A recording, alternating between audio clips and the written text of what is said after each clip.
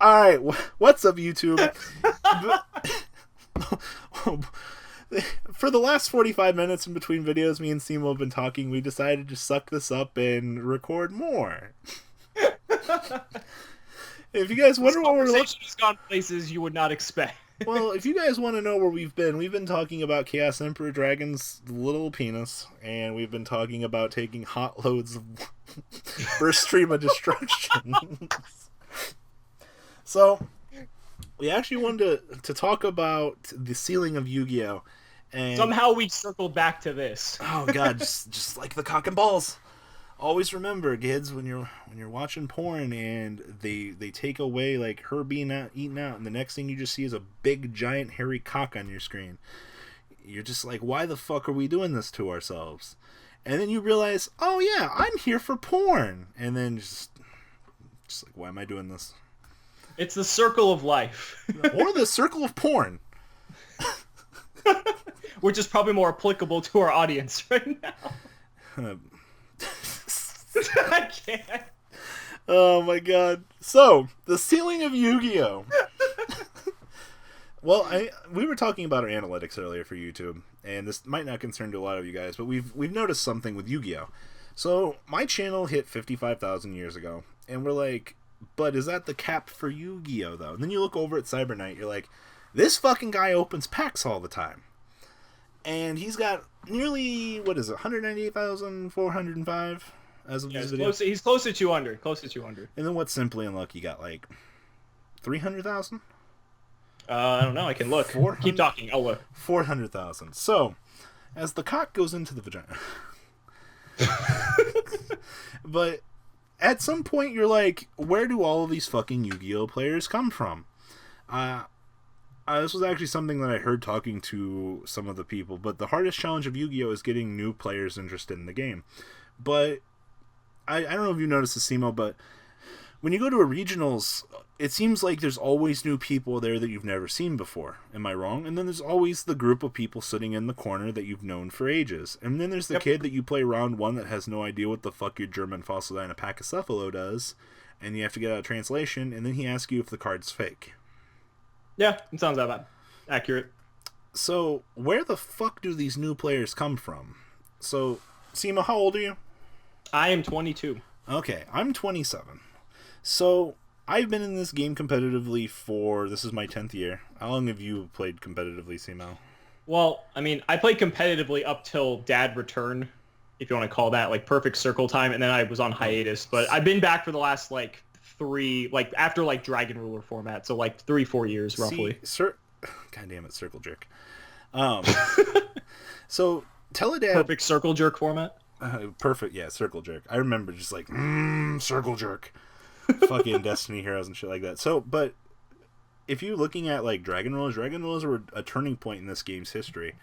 And this, actually, I think I've heard a lot of players attribute the beginnings of their game because up until Dragon Rulers came out, the game never had burst special summoning and the point that it did. And I don't know what necessarily caused new players to enter the game in, what was it, 2015, 2014?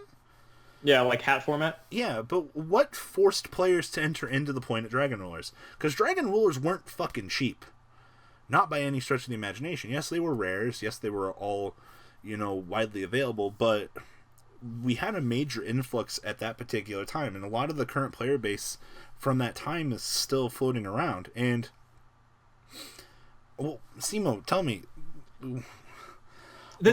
Also, to add your point, the deck also wasn't the easiest to play because you could play Dragon Rulers, but there's a difference between playing it and playing it well. So, I mean, just to add your point there. I mean, does Extreme Power, gather players? Because, that was one of the most degenerate formats we ever had. And yes, we also had the separate list from Japan at that point as well. It's really hard to say because, yeah, I agree with you. There's always, new people, it seems, anytime you go to a regional, hell, even like a YCS or something. So I don't really know if it's there's so many different factors because, I mean, a lot of us probably, started playing because of the original anime. I mean, more often than not because we watched the show, we liked the game, that got us into it, and, here we are later talking on it about YouTube. So, I don't really know what this new point is. I mean, there's all these different video games out now. There's the new anime, which is like completely different from the old anime. I mean, maybe their friends play the game, so like maybe they want to play it because their friends play it. There's so many different things that it's really kind of hard to hone in on one specific aspect of why a new player enters the game. But food for thought, though. So if we look at 2014 as a benchmarker for the last major influx of players, Okay. what if we benchmark the zoo format here? Because I've noticed that there's been a slight larger presence of players. YouTube statistics have been much greater. People have had a much higher, greater, I guess, want to play the game lately. Mm-hmm. So 2011 was also a big year in the game. So could we be on 3-year cycles here? 2014 to 2017, we go into a super near tier 0 format, and then players start to lose interest as the game diversifies, and then once we begin to have the one big deck, we start to, essentially go back in, kind of like the economics of this game. Like, our winters are cheap as we go back into expensive Nat seasons. Mm-hmm. But where's the equivalency here? It's really hard to say. I mean, one of the biggest things now that I think is influencing the game is Duel Links. And, like, I've given Duel Links a lot of shit, and I probably still will. But that game has 25 million downloads, and that's a statistic that you cannot argue with. And that is going to draw a huge influx of new players into the game. Now, they're not going to know how to play the game properly because Duel Links and the real game are not even, like, the same thing. But you're going to get someone who's going to download the mobile game. They're going to get, like, the basic idea of how this game works. No, then not. They might want to... Don't lie. Don't. Just stop right there. At least, like, combat and summoning. Like, there's very basic stuff that at least teaches them. Then you roll in, you're like, what are these black and white cards and these monster spells? No, and that's the biggest thing. So it's like, it might get a lot of buzz and attention for people to want to play the physical card game. But then I think there's, like, a fall-off because then people are going to realize the game is nothing like it because there's all this absurd special summoning, there's Synchro, Xyz, Pendulum, all this crazy shit, like, hard rulings that make no sense, like Kaiser Coliseum, Stormforth. Like... Well, okay, I gotta stop you here. Okay, so Yu-Gi-Oh! Is one of the hardest games to learn. And now, I think it's the hardest. Well, at this point now in the game's history, the learning barrier to learn Yu-Gi-Oh! It's absurd. Like, I've never seen it be higher than this. But why are we seeing so many players entering into the hardest card game at this point? Like, what is causing, like, I can tell you there's an influx of players coming in, and yes, you can attribute it to Duel Links, but the physical cardboard game, like, this shit is not fucking cheap, man.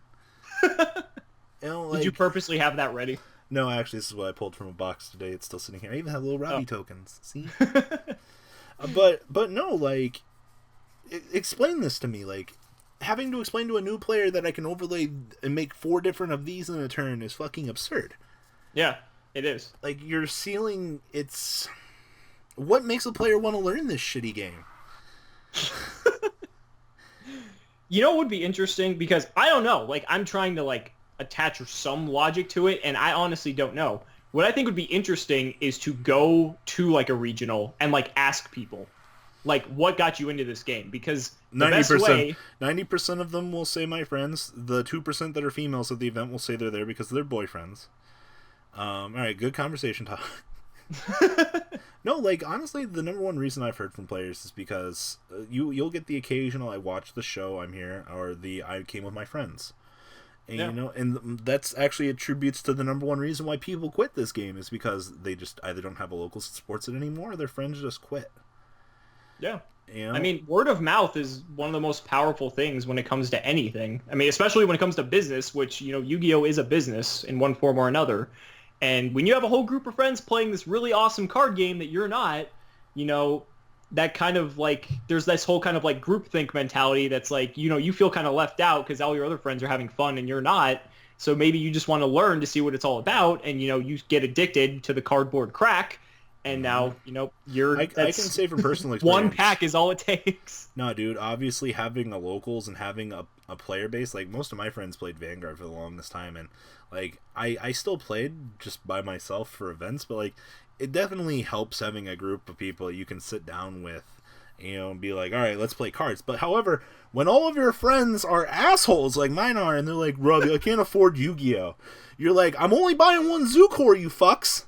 All right, like, you suck it up, all right? You can play the Minerva this week, all right? I'll play the Pot of Desires. You go play whatever the fuck you want. That's why we have lawn mowing out in the living room right now, all right? Because I'm not touching that deck, and I'm not buying another fucking Zoo Core, all right? The other fucker across the table can figure that shit out, all right? And I'm pretty sure I'm playing Zoo this format because that deck is too expensive not to want to play. Yeah. So, and obviously, if I want to play ABCs, my friend can steal the Zoo Core and play 60 card Infernoid Zoo. But that's besides the point. Like, when you have friends that rely on you for cards, there's a problem.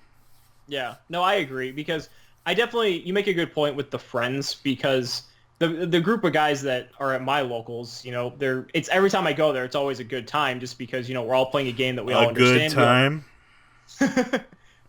And it's just like, like when you go to locals, you're going to see these people, and it's going to be fun. But like, I think that you're right. Having a locals is a very important part of it, because for me, my locals is like 20 to 30 minutes away, which isn't like the farthest locals You're an ever. adult, Actually, you can drive. It's more like 30 actually. But like, if I had a locals that was like 10 to 15 minutes, I'd be a lot more incentivized to go much more often because of the distance. Yeah, because but it's your honestly, no one wants to drive round trip for over an hour sometimes just to go, play Yu-Gi-Oh! Sometimes because you just don't have the time sometimes. Like, you need to just actually plan out, like, oh, it's going to take me this long to get there. I'm going to be here this long, and I got to get home. Dude, there are people that drive fucking 2 hours, like, round trip. Like, I do that every once in a while. I have a good locals an hour away. Like, you'd be surprised. Some people take the L. I honestly would believe that there are people, but I feel like if there's going to be more people playing and more people incentivized to play if their locals is closer. I think that's just fact. Man, now you're going to make me backtrack to the Duel Links point here. So, the greatest conspiracy of 2017, Duel Links versus the real card game.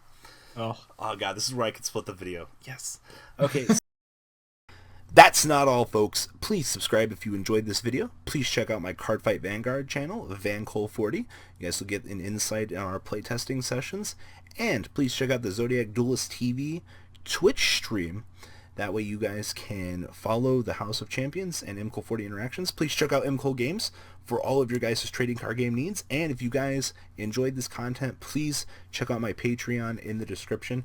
Every bit helps to the creation of these videos. One step at a time in improvement, and that's the goal of this channel. Alright guys, have a good time, and thanks for watching.